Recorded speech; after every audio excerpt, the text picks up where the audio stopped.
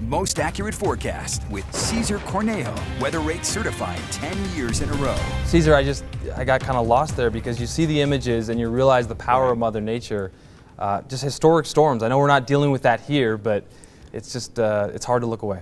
Nick, it really is. And what the most devastating part about this, it all happened overnight for quite a few areas over in Kentucky. And on top of that, it's in December. No one's really expecting to see severe storms like that, but it really can happen almost any time of year. But for us here, we're expecting to see that we have that frigid air continuing to linger, but we have a nicer weekend still hanging around as well for us. We have a little bit of some warmth moving in before this next storm system makes its way through our area, and that means more wet weather, and that's great because we're all trying to beat the drought right now.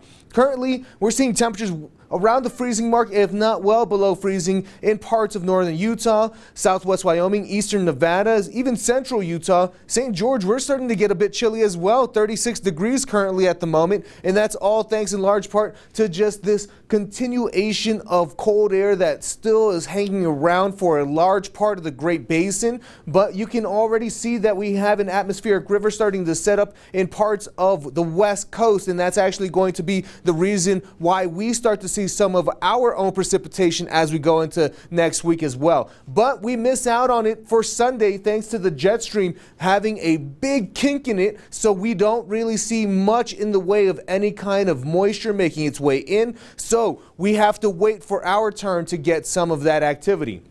But it doesn't take long. As we go throughout Sunday, we'll see that we may have a few showers starting to pop up for us, even going into the overnight for Monday as well, thanks to that jet stream starting to shift on over towards the east and become more a bit horizontal. And then once we start to see that next system making its way in, that cold front starts to drag in that moisture along with it. And then by the time we get towards parts of the overnight hours for eastern Nevada, that's where we'll start to see some snow. We also expect to see this winter storm watch already in place. Starts Tuesday morning, continues to Wednesday morning as well. We could see 6 inches of snow in the valleys and up to 2 feet in the higher elevations. So that's something to keep in mind as we go throughout the rest of this work week. Looking at the regional forecast, we're expecting to see very chilly overnight lows once again in the 20s for most areas and teens as well. And we'll see our highs a little bit warmer in the 40s and even 50s. Looking at St. George's 7-day forecast, we're expecting to see